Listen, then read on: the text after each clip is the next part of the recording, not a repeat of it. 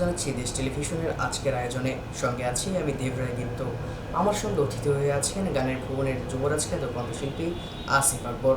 তার সঙ্গে কথা বলবো, জানা অজানা অনেক কিছুই আপনাদেরকে জানানোর চেষ্টা করব।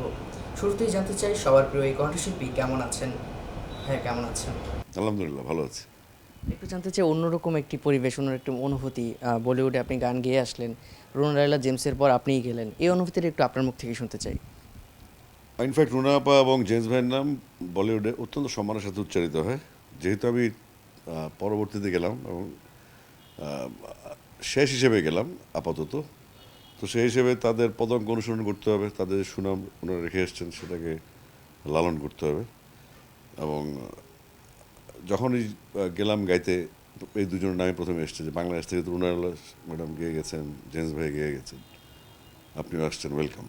অবশ্যই অনেক ভালো অনুভূতি। আমরা যতটুকু জানি যে তারা যখন যায় সেখানে তাদের অনেক নাম ডাক আছে।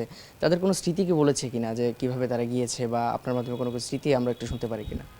না, আসলে আমি রুনাপা তো আগে থেকেই উনি মানে যখন দেশ বিভাগের আগে থেকেই রুনাল্লাহ। জেমস ভাই একটা গিমিক তৈরি করেছেন, একটা হ্যাবক তৈরি করেছেন যে জেমস ভাই আমাদের বাংলাদেশের সর্বকালের সেরা রকস্টার বলি আমরা তাকে।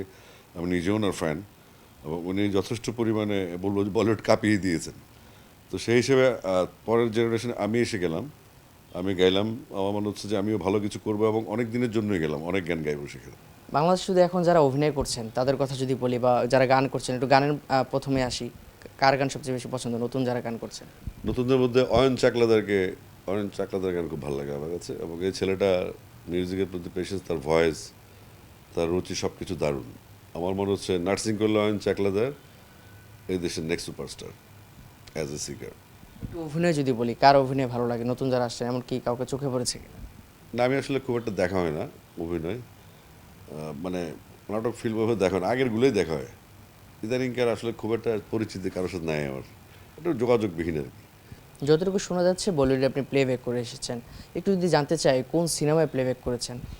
এটা আসলে আমাদের বাংলাদেশে তো আমরা অনেক কথা বলে ফেলি, গান একটা গাওয়ার পরে স্টোরি দিয়ে ফেলি, এগুলো ওই সুযোগ নেই এখানে। সিনেমার নাম বা সিনেমার কাস্টিং এগুলো এখনই বলা যাবে না। আমি যতটুকু জানি যে সিনেমাটা ইংল্যান্ডে চিত্রায়িত হবে, গানগুলো ইংল্যান্ডে চিত্রায়িত হবে। তো যতক্ষণ পর্যন্ত ওনারা আমাকে সিগন্যাল না দিবে যে তুমি বলো যে সিনেমার নাম এটা, ওনাদের অফিসিয়াল প্রসিডিউর যতক্ষণ অন না হবে ততক্ষণ পর্যন্ত আমি আসলে কিছু বলতে পারবো না।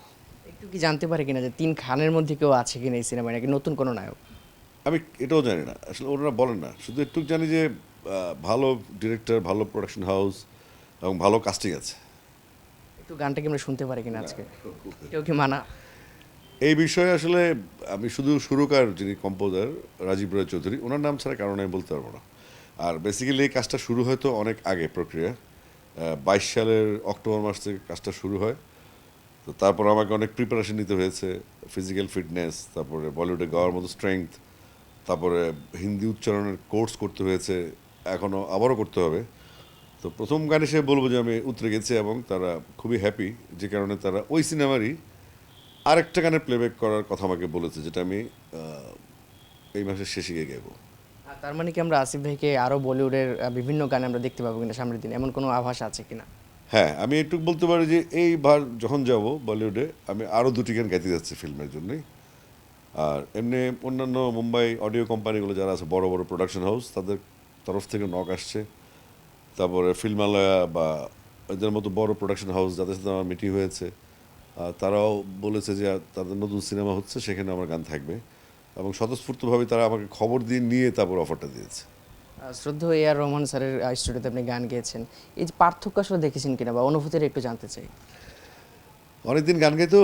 রেহান রহমান সাহেবের স্টুডিওতে গেলাম, প্রথমে আমার স্টুডিও বুথ ছিল আরেকটা, পরে কি মনে করে উনি ওনার ব্যক্তিগত যে স্টুডিওটা, যেখানে তিনি গান গান, সেখানে আবার গান গাওয়ার সুযোগ দেন। এবং ওখানকার যে পরিবেশ, যে ইকুইপমেন্টস তো নিঃসন্দেহে ভালো কিছু হবে, কিন্তু ওই যে ঢোকার যে পরিবেশটা এবং পুরা স্টুডিওটাতে একটা সঙ্গীতময় একটা সুন্দর পরিবেশ বিরাজ করছিল। আর যেখানে আমি গান গেয়েছি, যেটা মূল ব্যাপার, আমরা যখন বাংলাদেশে গান গাই আমাদের এবিলিটি অনুযায়ী স্টুডিও করা হয়েছে, সেই স্টুডিওতে এসি সিস্টেমটা, তাপমাত্রাটা প্রপারলি থাকে না, যেটা আমাদের গান গাইতে খুব অসুবিধা হয়। তো ওখানে আমি দেখলাম যে তাপমাত্রাটা মানে পারফেক্ট, একটা শিল্পীকে আরও ভালো গাওয়ার জন্য, উজ্জীবিত করার জন্য ফার্স্ট ক্লাস ওয়েদার। আমাদের দেশে এখন আর পেশাদার রেকর্ডিং স্টুডিও নেই বললেই চলে, যেটি আমরা এখনও শুনে আসছি অনেক দিন ধরেই। এটি আসলে কেমন প্রভাব ফেলছে আমাদের মিউজিক ইন্ডাস্ট্রিতে, কি দেখছেন আসলে? এটা আসলে কমে যাচ্ছে কেন? প্রথমত হচ্ছে আমাদের ইন্ডাস্ট্রিতে যে পরিমাণ কাজ থাকা উচিত ছিল গত স্বাধীনতার পরে, একটা ভালো ইন্ডাস্ট্রি ছিল আমাদের। ফিল্মের একটা স্বর্ণযুগ ছিল, গানের একটা স্বর্ণযুগ ছিল। তো কালের বিবর্তনে আমরা এটা হারিয়ে ফেলেছি এবং আমাদের যে বড় বড় স্টুডিওগুলো, শ্রুতি বা অডিও ডিজিটন, বড় বড় যে সিম্ফনি, বড় বড় স্টুডিওগুলো ছিল, সেগুলো টোটালি বন্ধ এখন। এখন যার যার ঘরে বসে সে মিউজিক করে বা কোনো একটা ছোটো স্টুডিওতে ভয়েস ডাব করে, যেটা কোনোভাবেই আসলে মানে একটা বড় কাজের জন্য বড় মানসিকতা তৈরি করে না। তো আমি বাংলাদেশে একটা মাত্র স্টুডিও দেখেছি, যেটা বাংলা ঢোল, যেখানে কোক স্টুডিওর ইয়ে হয়, রেকর্ডিংগুলো হয়। ওই একটা স্টুডিও বাদে আর অন্য কোনো স্টুডিও বাংলাদেশে নাই, যেটাতে আসলে আমাদের পরিপূর্ণ পরিবেশটা থাকে গান গাওয়ার মতো। তো আসলে বাংলাদেশে নাই, তবে হওয়া উচিত ছিল, থাকা উচিত ছিল। এই যে নেই বললেন বা শূন্যতা, এটা আসলে কি কেমন প্রভাব ফেলছে? নিশ্চয়ই খারাপ। মানে এটা আসলে আপনারা আসলে কি করছেন, যারা সিনিয়র আছেন, তারা কোনো উদ্যোগ নিয়েছেন কিনা বা নিবেন কিনা? আসলে স্টুডিওর কাজগুলো কিভাবে হয়, একটা প্রোডাকশন হাউস যখন করে, ওনাদের নিজস্ব শুটিং স্পট থাকে, যেমন হল থাকে, অডিটোরিয়াম টাইপের, যেখানে শুটিংগুলো হয়, পাশাপাশি মেকআপ রুম থাকে, পাশাপাশি ভয়েস স্টুডিও থাকে। তো ওনারা আসলে ওইভাবেই ক্যালকুলেট করে করেন। তো আমাদের এভাবে বিল্ট ইন কোনো প্রজেকশন আমাদের দেশে নাই, এবং ওইভাবে আমাদের ইন্ডাস্ট্রি গড়ে উঠছিল। আমার মনে হয় যে এটা থমকে গেছে 2000 সালের পরপরই, যখন সিনেমার বুনিয়াদি ব্যাপারটা সিনেমার মধ্যে ছিল না। মানে একটা ব্যক্তি ইচ্ছা করলে সিনেমা বানাতে পারে, একটা ব্যক্তি ইচ্ছা হলে তার ইচ্ছা মতো সব হবে। টোটাল যে কম্বাইন্ড যে উদ্যোগগুলি, সেগুলো আসলে পরিলক্ষিত হচ্ছে না। এবং আমাদের যেই লেভেলে আমরা এখন ফিল্ম বানাচ্ছি, আমাদের হলের যে সংখ্যা বা আমাদের যে মার্কেট যে সংকুচিত হয়ে আসছে, বা আমাদের কাস্টিংয়ের যে দুর্বলতা, বা আমাদের গানের ক্ষেত্রে আমাদের যে যত্নের অভাব, সবগুলি মিলিয়ে আমরা খারাপ অবস্থায় আছি। এফডিসিতে আসলে একসময় শুনতাম যে রেকর্ডিং হতো অনেক গানের, এখন আসলে কমে গেছে বা শিল্পের ব্যবহার করতে যাচ্ছে না। এটা আসলে কেন? এফডিসি তো একটা সরকারি প্রতিষ্ঠান, আমরা জানি বাংলাদেশে সরকারি প্রতিষ্ঠান অনেক জটিলতা থাকে। আর আমি মুম্বাইতে যেগুলো দেখেছি সেগুলো সব বেসরকারি প্রতিষ্ঠান, সবাই প্রাইভেটেশন আন্ডারেই সব কিছু আছে। তো এফডিসি ছিল সম্ভাবনার একটা জায়গা, যেখানে মিসম্যানেজমেন্ট অত্যন্ত প্রকট, এবং আপনি যদি শুটিং করতে যান সেখানে, দিন শেষে আপনাকে অনেক ঝুঁকি পোহাতে হয়। দেখা গেল 6 মাসের পুরনো বাল্বগুলো ফেটে যাচ্ছে শুটিংয়ের সময়, সেগুলোর জন্য আবার ক্ষতিপূরণ দিতে হয়।